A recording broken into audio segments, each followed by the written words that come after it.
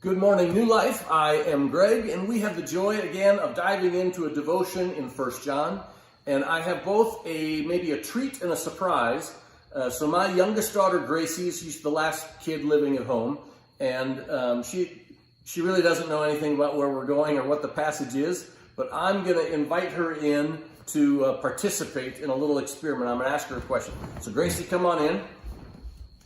Howdy. Hi. How are you doing? Good. How are you? All right, good. So your full name is Grace Ann Levine, yeah? Yes. So I just need to verify. So what does it mean to you, here's the question, that you are a Levine? Well, first that means that I'm your daughter, and I get to call you my dad, and I get to call you anytime I want. I get things from you.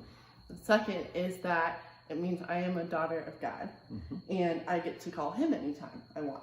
And being a daughter of God and your daughter, I have a responsibility to obey God and love others well. That's like a perfect answer. All right, thanks.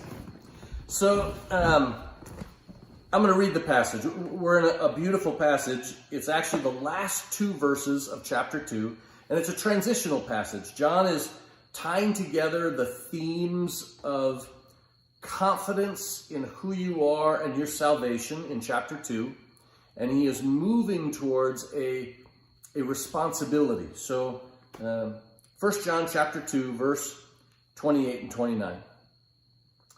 And now, little children, abide in him, so that when he appears, we may have confidence and not shrink from him in shame at his coming. If you know that he is righteous, you may be sure that everyone who practices righteousness has been born of him.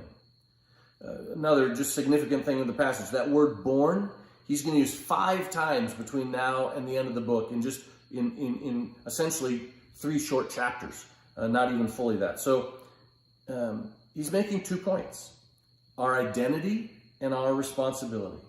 So first off, identity. And now, little children, abide in him, so that when he appears, we may have confidence and not shrink from him in shame at his coming. I want you to know you're children of God. I want you to know that your sins are forgiven. I want you to be anchored in, that you belong to God, that he delights in you, that you know who you are. In our graduation celebration just 2 Sundays ago, one of the moms, just in a refreshing way, spoke a blessing over her son, said, never forget who you are. You are a child of God. That's what John's saying. Don't be ashamed. Don't doubt. Lean into Jesus where you have confidence. Abide in him so that you have confidence that you know who you are. You have direct access to the King of the universe 24 hours a day. You can call him. You can talk to him. You can walk in his power and his blessing and his favor in his spirit. Never forget who you are so that you have confidence in that. The second half of not forgetting who you are. So not only do we have our identity, but that identity has a responsibility. Like, don't forget who you are. We have confidence because of who we are, and we have responsibility because of who we are.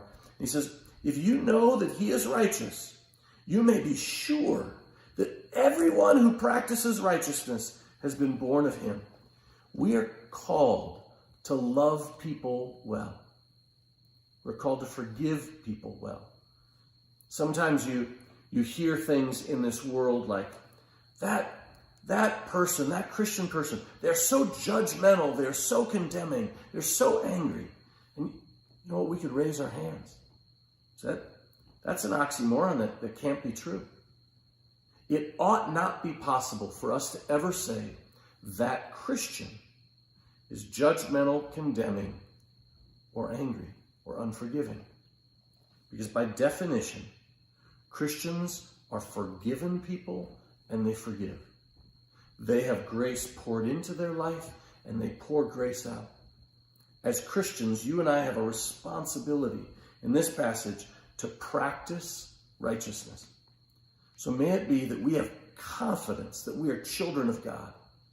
That identity has certain privileges to be able to call on the King of Kings 24 hours a day. And that identity has responsibility, that you and I would live this day for the glory of God, to bless people, to honor people, to lift them up. In today's polarized world with all of the tensions, may it be that you and I love people and bring peace. God bless.